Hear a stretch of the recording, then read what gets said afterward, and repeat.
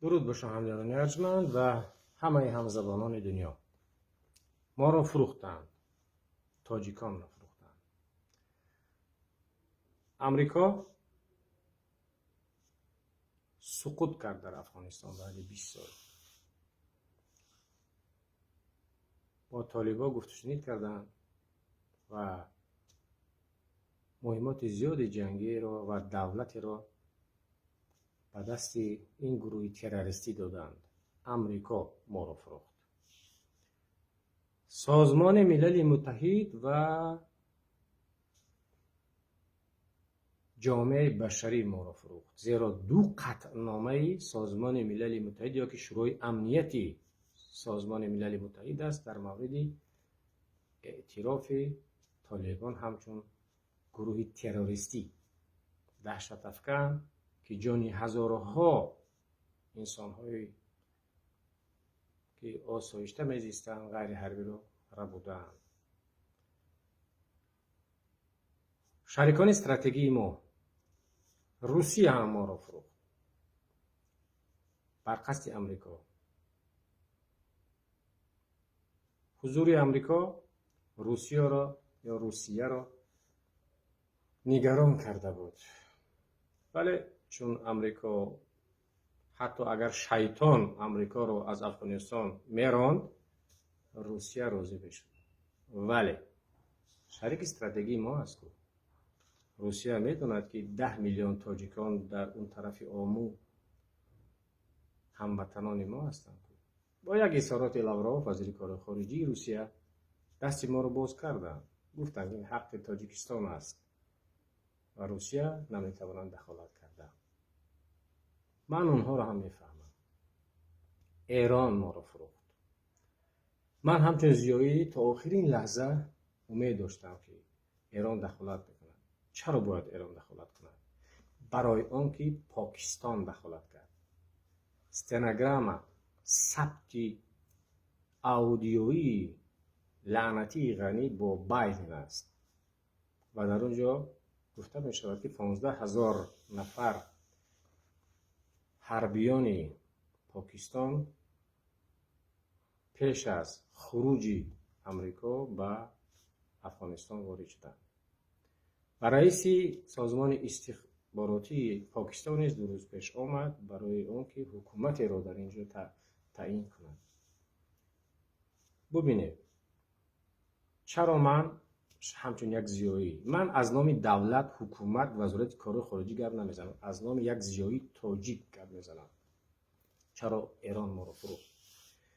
ایران میدونست، ایران در تمام دنیا جاسوسا دارد، میدونست که پاکستان دخل کرده است، میدونست که خراسان عزیزش را میگیرند پشتوهای وحشی، ولی دست بالای دست نگذاشت.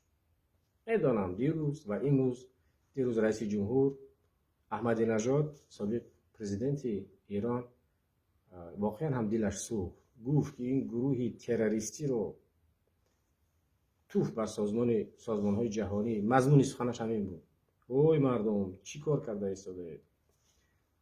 و شنیدم که رئیس جمهور ایران گفت که ما حکومت از مردم برخواسته رو اعتراف میکنیم.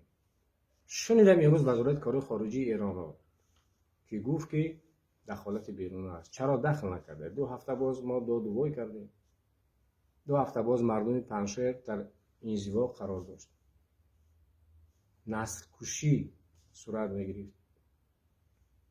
ولی خراسان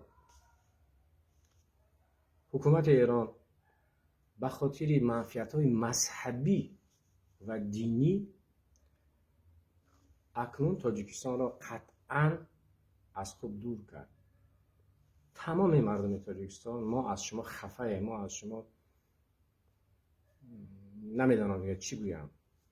خراسان 50 شاهنامه در می خراسان، فردوسی زاده خراسان، شاهنامه همه‌اش درباره خراسان. خب وطن حضرت جامی، مولانا، وطن زردوشت، وطن فلان فلان، وطن بزرگان دیگر. اگر چند که ایران امروز رو به هم بیارین خراسان بزرگ می شود. این خراسان بزرگ رو شما به خاطر منفعت مذهبی و دینی از دست دادید، در پهلوی تاجیکان نبودید. ما از شما ملوله، ما از شما خفه زیاییان و ژورنالیستان تاجیک ما را فروختن. از این بعد باید کاری هم کرد، چون از این بعد نسل کشی آغاز می شود. تصور کنید از 30 تا 40% افغانستان تاجیکانند، آریایی‌اند، فارس زبانند. برادران ایرانی چی کاری کرده شما؟ و حالا هم از جامعه جهانی من دیگر باور ندارم، به سازمان ملل متحد باور ندارم، به جامعه جهانی باور ندارم، به تشکیلات‌های بین المللی به مانند صلیب سرخ و هلال احمر باور ندارم، همش دروغ است. به کلاه سفیدان باور ندارم.